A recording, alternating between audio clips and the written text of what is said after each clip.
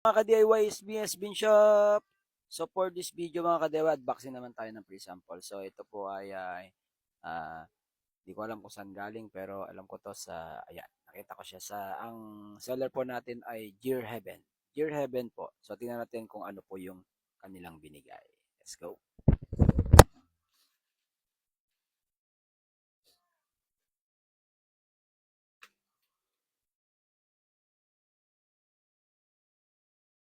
So yung mga ka-DIY, ang 6-in-1 kilo kilo KW, no? Kilowatt hour na meter para po sa mga output ng DIY solar setup na pwede nating gawin. So napakaganda po ito pag may ganito ka, kasi ito po ay nakikita mo yung wattage, amperahe, volts niya, or ilang load, no? Ilang watts yung load niya, ilang watts yung pumapasok.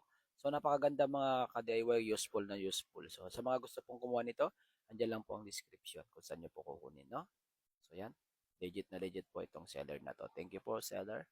Thank you for watching mga ka-DIY. God bless. Bye-bye.